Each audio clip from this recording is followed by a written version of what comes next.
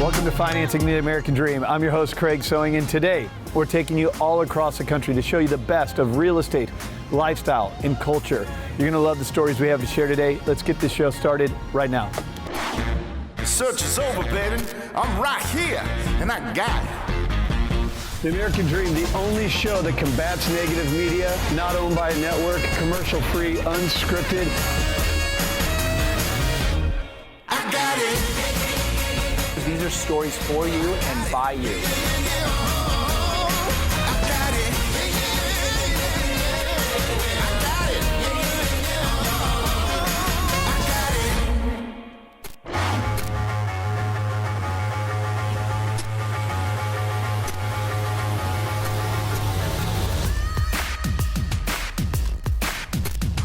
Barry Habib here, Financing the American Dream. And you know what? It really is the American dream. Because think about how much wealth is created with real estate. In fact, if you think about what's happened to real estate values over the last couple of years, they've gone up across the country somewhere in the range of 40%. Right now in the United States, the average amount that people have as a percentage of loan compared to the value is 42% loan, 58% equity. Now, what does that tell us? Lots of things. That real estate certainly creates wealth, but it's also something that we don't have to worry about foreclosures. If you take a look, you will see that foreclosures right now, while they're up from last year and similar to where they were 2 years ago, both the last 2 years had forbearance and a moratorium, so you couldn't even do any foreclosures. If you take a look at where we are, compare it to a normal circumstance, even like a great year like 2019, and you'll see that foreclosures are actually down more than 40%. Home values have been on a tear. We don't expect that to continue, but we expect mid-single digit appreciation, and that's a difference between prices going down. Now, people confuse that when they say slower appreciation. That means prices still go up. They're not coming down. Here's an example for you. What if you only got 4% appreciation? Now, an example we'll take a look at is a $400,000 home. Now, when you buy a $400,000 home, let's take a typical down payment of 10%. So your investment is $40,000. It's 10% of the purchase price of $400,000. If that home value goes up by 4% on $400,000, that's a $16,000 profit. Get this, that's a 40% rate of return. You want to know why people are investing in real estate? Even if they rent out the property, you want to know why people create wealth in real estate? This magic of leverage is what creates tremendous wealth. And that's why real estate should be something to consider as an investment for you. Now, there's good real estate all over the country, and more important sometimes than that is the lifestyles. Let's take a look at that right around the nation.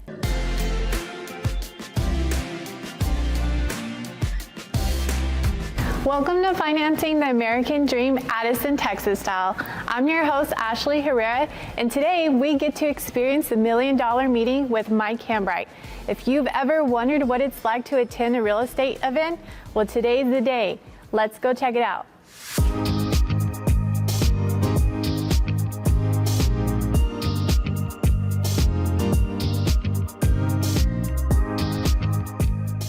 Wow, this event is so amazing. You have a full pack of people inside. Yep. So Mike, tell us about how you began your real estate business.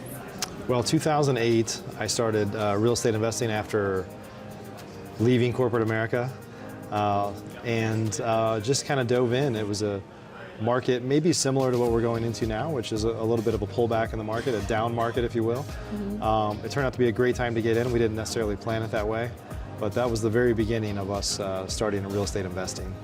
That's awesome. So one thing that you mentioned is definitely the downturn. Would you say that investing in homes is a good time now, or should you wait?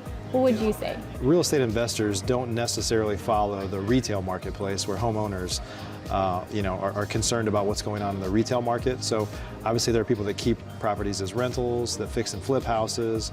We tend to buy houses in distressed situations, so it could be from people that are facing foreclosure that need another solution, from death, divorce, inheritance, lots of different things that we don't wish on anybody, but it's just life and happens. So that market really never changes for us. So sometimes we change what we do with the houses that we buy, but real estate investors, because we treat it like a business, can essentially never stop. Right, I agree. So what would you say if somebody was looking to purchase a home for themselves? So what would you suggest that they should buy now? I know one of the biggest things is rates. Like rates seem like they're so high. Is that something to be concerned about? So I think it's a case-by-case basis. Historically, rates are not that high. They are higher than where we've been in the last few years, which was not normal. Yeah. So a lot of folks that are looking at rates now thinking they're high are just comparing it to the past, which hasn't been normal. But there's no doubt about it, your payments are quite a bit higher than they were in the past. So I think, hopefully, if anything, what this time is allowing people to do is maybe not buy as much house as they would in the past.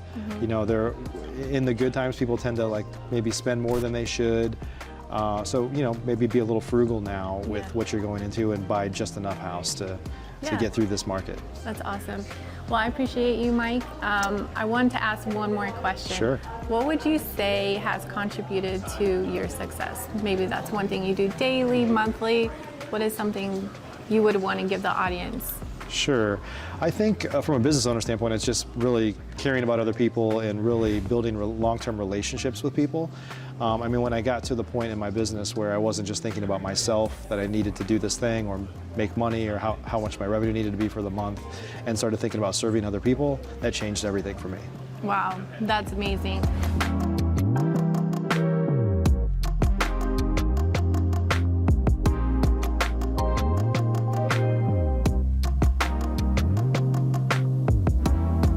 Well, there you have it. Thank you for joining us on Financing the American Dream, and we'll see you next time.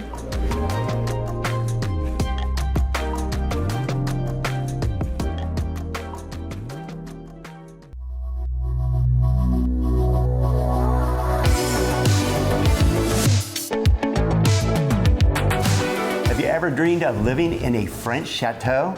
Well, here we are, Chateau Royal. And this is an amazing home that's not in France. It's actually at Lake Sherwood, and it is amazing, right, Gino? Yeah, and I can't wait to tour this place with Gary and Nicole with Engel Invokers. They have this listing that they're presenting to us, and it's spectacular. It's something totally different in the middle of Los Angeles. So let's get to it.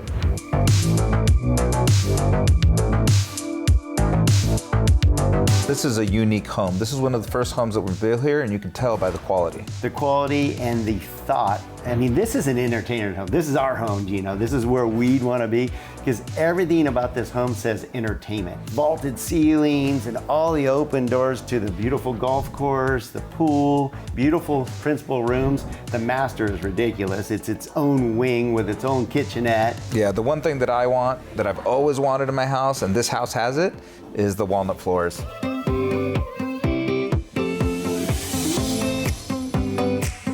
I feel so fortunate to be in this beautiful home in Lake Sherwood with our host, Nicole and Gary. Good to see you guys again. Good to see you. This place is absolutely amazing. You guys go over the top. We've been at a lot of your events and a lot of your beautiful homes, and this is another one. So come on, share with us some of your favorite parts of this home. Well, that's easy to do, right? The home is spectacular.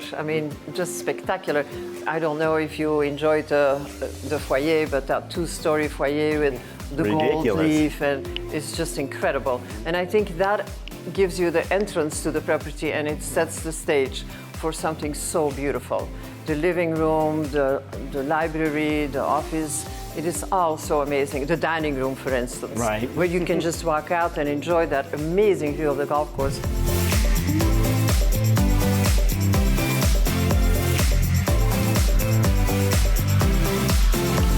Hey. I knew I'd find you here in this party house. No surprise, I was mesmerized by a beautiful view here. How you doing, Gino? Hey, good to see you, Gary. Good to see you. Yeah, so no surprise you found me down in where I would call home. I would spend every weekend down here enjoying all this square footage, every gaming opportunity that you want, and maybe my favorite thing, a full bar.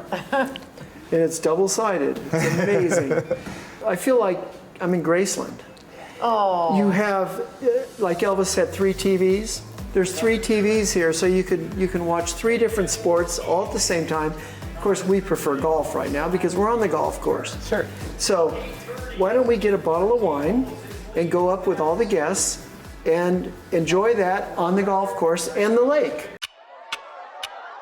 Talk to me, baby, I've been waiting for a lifetime. Just keep on fading. fading in all these photos, caught in the memories and captured in the highlights. Just keep on wasting. Glass after glass, I keep hoping you'll come around, drown in our fights and whatever can be found, 'cause I've given in to all my demons lately. We want to thank Gary and Nicole with Engel Invokers for this wonderful opportunity to join them at this event and this beautiful home right on the golf course here. Well, they never disappoint with their parties. They always find a way to feature these absolutely spectacular homes, and the best way to feature them is to have an event where we all can have a great time, eat a little food, have a little drink, and that's just how you enjoy these homes. Salute, That's right. Don. Salute. And here's to checking out the home at Lake Sherwood. You'll be glad you did.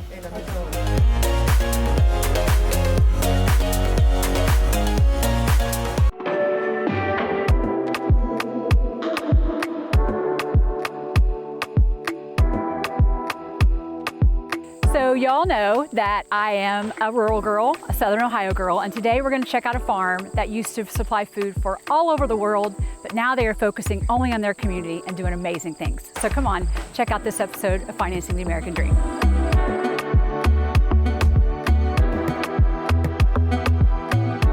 Part of rural living is farming, and that is such a huge part of America, but people have kind of forgotten about it. So today we're talking to the Dressbacks. This is Jared and Lydia, and we're at their beautiful farm. And I am so grateful for you guys to let us come in today because it's so amazing here. But tell us a little bit about, it's a family business. Yes. And how did that evolve?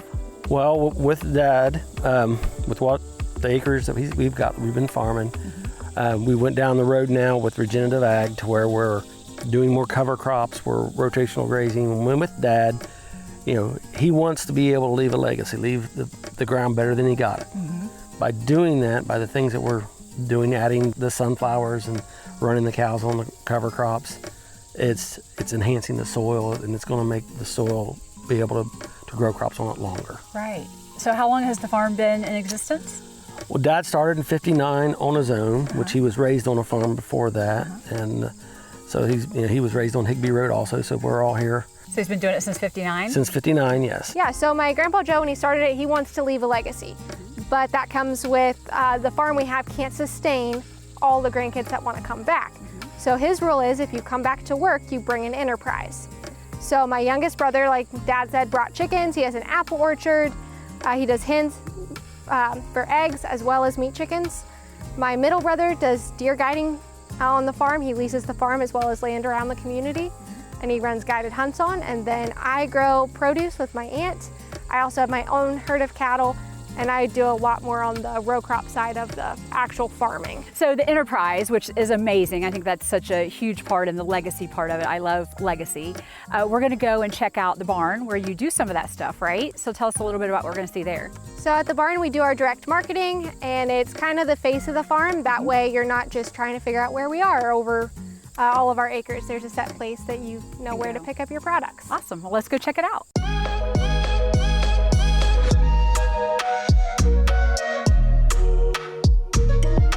So the Farm to Tables initially was my idea to try to bring their enterprises to fruition so that they could actually make a profit, and that we could educate the community, get a chance to get the community involved in what we do. So we do basically a sign up in the beginning of June. People sign up, they usually sell out very quickly, about 24 hours. That's crazy. Yeah, we do 10, I try to do 10 at the table. More than that, we like to keep kind of intimate. Right. So about 10 to the table. So it can be one full group, or it can be, several different people getting to meet each other. We meet up here at the counter, and we have all of our produce displayed out. Everyone has a cutting board, apron, all that. And we create probably about 15 different dishes that night. Oh my God. And then we sit down kind of buffet style, and we eat. And then they load up on a wagon. We take them up to the farm. Jared and Lydia then go over all our regenerative ag processes, and then they come back and we have a dessert that's made, everything is made from the farm. That's amazing. So it's been a real blessing for us. I mean, it's the education, it's the goodness of the farm, and you get the education because, like we talked about earlier, people are kind of removed from that now in our world. So you've got such an amazing property here, and you do so much for our community, and we appreciate it so much. And I'm just so grateful that you let us come in here today because I always wanted to come and see the sunflowers, and so we got to do it. So thank you so much, and keep it up. You guys are doing a great job. Thank you very much.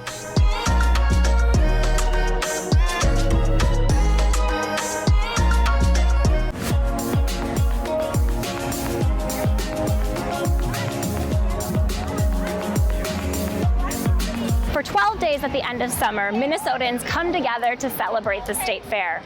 In fact, many Minnesotans come multiple times, even after they've moved away, making it the second largest state fair in the country. We're going to be joined by friends of mine from EXP, Darin and Noelle, to check out all of the favorite things that we have at the fair. So let's get this episode of Financing the American Dream started.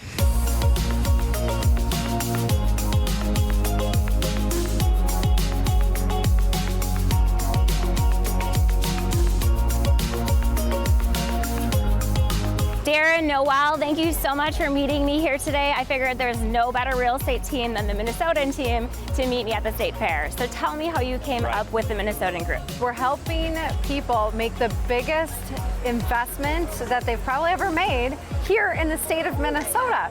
So why not showcase all things Minnesotan and help them grow to love the state that we both grew up in and love so much? That's great. Yeah. What are we gonna do today, guys?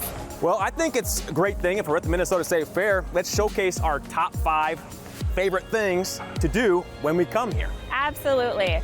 So let's have some fun today and let's explore all that the state fair has to offer. Awesome, let's do it. So one of my favorite things about the Minnesota State Fair is all of the animal barns. Growing up, my dad was a veterinarian and we always had to check out the barns.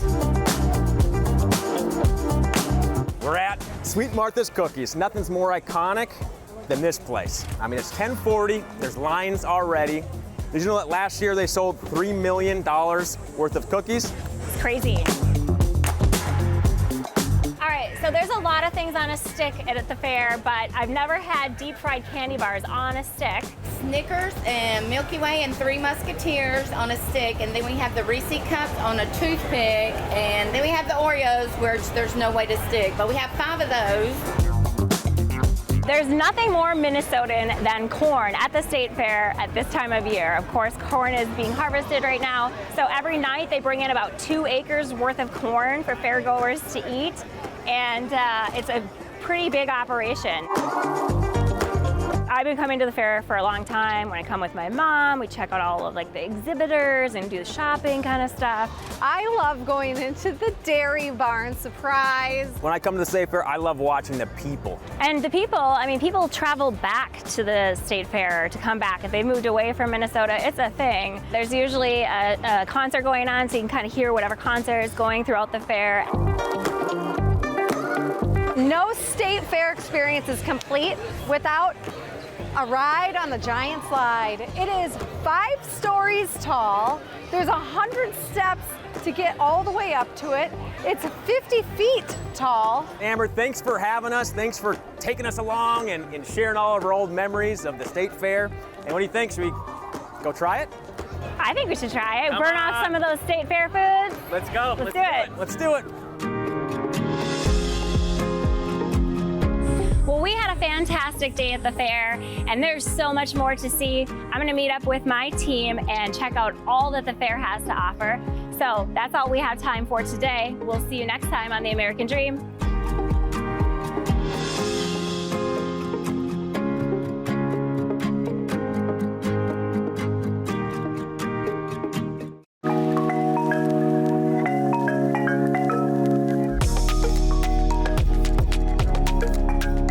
Hey, welcome back to Financing the American Dream. I have a special treat for you today. The housing market's in the news. It's getting a ton of attention right now. Is it overinflated? Is it gonna pop? What I wanna do is I wanna take the focus off the news, off the media, the negative news. And I wanna talk about housing in America. I think it's so important if you own a home or you're thinking about owning a home, that you understand how homes got here, how people got into purchasing real estate in America, and why it is called the American Dream. The American Dream, the belief that the freedoms of this country bring us together, the opportunity to achieve our biggest goals and aspirations. Let's head out on my boat. We're gonna do some salmon fishing. We're gonna take a look at some real estate as well, so you can appreciate the beauty in it. We're gonna have some fun, and I hope you get to learn a little about homeownership in America.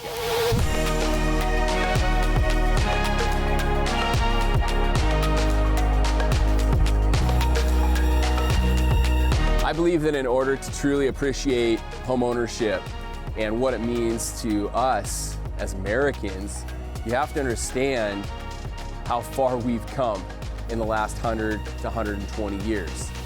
So our founding fathers in the 17 and 1800s, they came to America from Europe for religious freedom, opportunity, and land ownership. 50 to 70% of the land in Europe was owned by the rich, rulers, government, the church.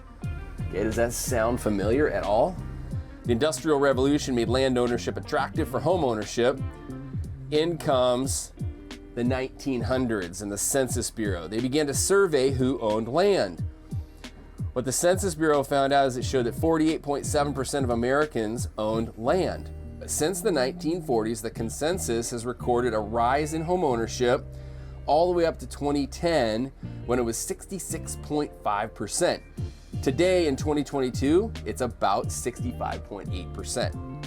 For modern day homeowners or potential homeowners, you have to also understand this. The National Bank Act, okay, so this is before 1890, you had to pay a 100% cash for a home. So the government stepped in to oversee and manage mortgages. One, to help prevent a housing crash. Number two, to encourage home ownership.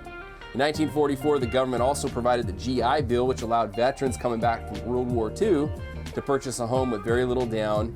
Fast forward in the 1950s, the first housing boom in America took place. Homeownership rose above 50% for the first time. Magazines and catalogs began to sell homes. Believe it or not, these still exist. So real estate has not only become the American dream over the last 100 years, it's also become the most valuable asset that Americans will own. I want to conclude with this. A lot of talk about housing right now. What happens if you buy a house and tomorrow the housing market dips or crashes? You stay in that home for 3 to 5 years. You can look at cycles over the last 100 years. Home values go up and down, but they always end over end increase. In fact, we've seen home ownership, home appreciation in America rise about 7 to 9% over the last 40 years. I hope this information was valuable. Share this with someone you might know. This is important. I think people need to stop looking at home ownership like they look at a stock, short term. Okay? This is your life. This is your future. This is security. This is your American dream.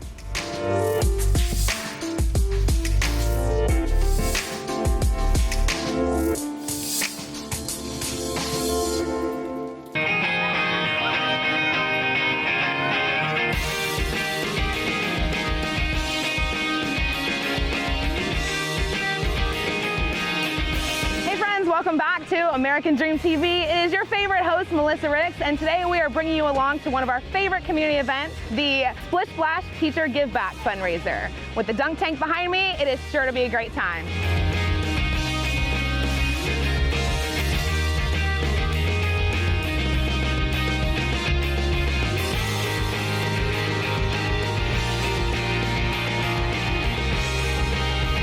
Take a look around. This is why we do what we do. We are bringing you to our second annual Splish Splash event for our local teachers. And honestly, one of the greatest parts about why we do these things is because it's truly just to give back and see these families happy and excited and be able to spend their afternoon on a Saturday just being with their family, making memories, being a part of the local community, their teachers. It's just been such a blast. You know, teachers coming in and getting in the dunk tank, and these kids are so excited about it, and everything that comes through this event goes right back to these classrooms.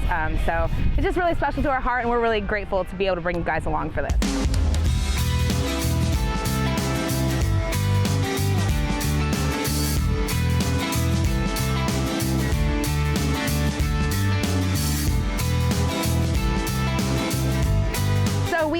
here with one of our favorite caterers, V Pizza. They're a local pizza company, and this is probably the third or fourth time we've had them come out to one of our events, and they're always amazing. So I want to thank you so much. This is Billy Ray. They are just super big involved in the community. I have to ask you, like, what do people think about your whole setup when you come out? Like, that's obviously the biggest to do with V Pizza. They're kind of shocked. A lot of people don't even know about it. We don't advertise it, but they're pretty shocked that we are able to do this on site with a mobile oven. Is it hard for you to like keep up when you have these big events going on with tons, like, how do you guys manage that? Trial and error. We've been doing this for a while, and we've got the hang of it, and we do really well now. Parties up to 300.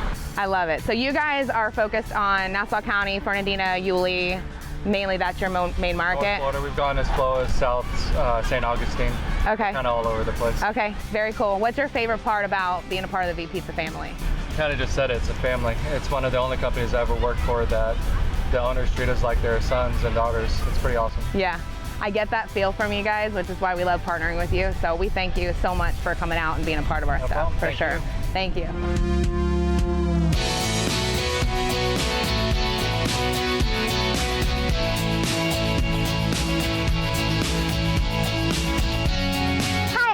Fancher. I'm a teacher at Wildlife Elementary School, and I am so thankful for Melissa Ricks and for her MRE team for putting on this amazing event, the Splish and Splash, to support our teachers in our community. They have the heart of gold, and they are looking out for everybody. Next year, come on out. Come enjoy all the fun they have here at the Splish and Splash.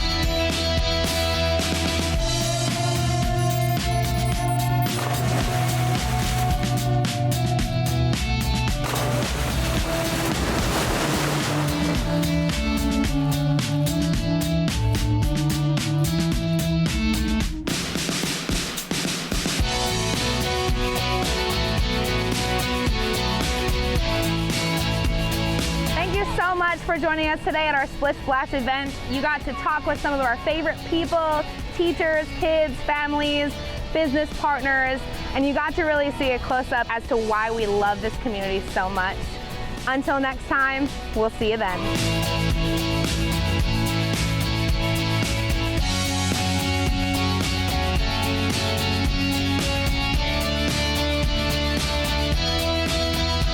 Well, I hope you enjoyed today's episode of Financing the American Dream. I've been your host, Craig Sewing. And don't forget, not only can you watch the show here, but also follow us on social at The American Dream TV. Until next time, cheers to your American Dream.